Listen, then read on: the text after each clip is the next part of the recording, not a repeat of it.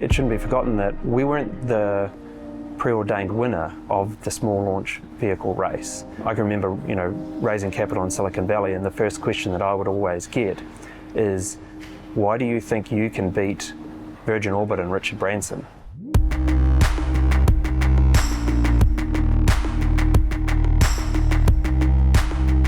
For me, it was always really obvious that the product that we were building was the right fit. The team were working their butts off. We had the right engineering and the right product for the market at the right time.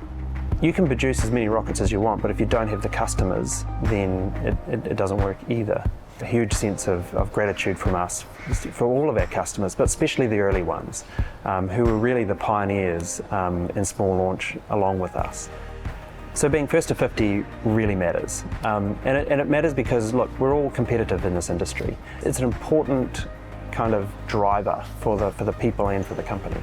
Everybody was pushing and continues to push to build vehicles and get customers in orbit faster and faster.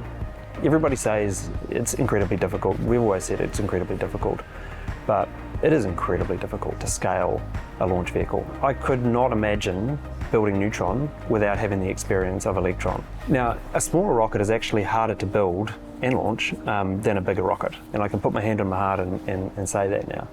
The lessons that are learned on a small rocket can be learned at a much lower cost, both time and financially. So the magic with Electron and the team around Electron is that we understand that our customer is coming to us because they have very specific requirements for their spacecraft or for their orbit.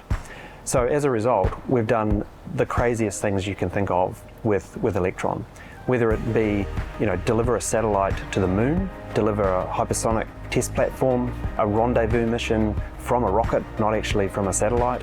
Sometimes we'll go to orbit, we'll raise an orbit, we'll change an orbital plane, we'll drop an orbit, and that's fundamentally because the team and the product, we all understand that they come to us to do missions that nobody else can do. Flight 1 very, very much felt like climbing a mountain, one foot after the other. The odd rock slide comes at you, you dodge until you actually get to the top. We were shaking down a new rocket, a new launch pad, a new team, and doing everything for the first time. And what is today, very, very standard, we were learning all of this for the first time. One of the most satisfying things for me is actually seeing early employees, a lot of which came straight out of university.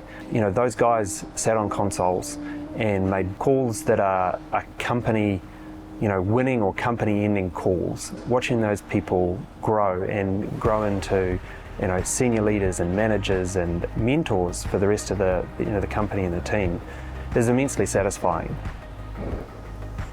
What would you say to the team on reaching 50? Party hard, team. We made it to 50 and we made it there the fastest.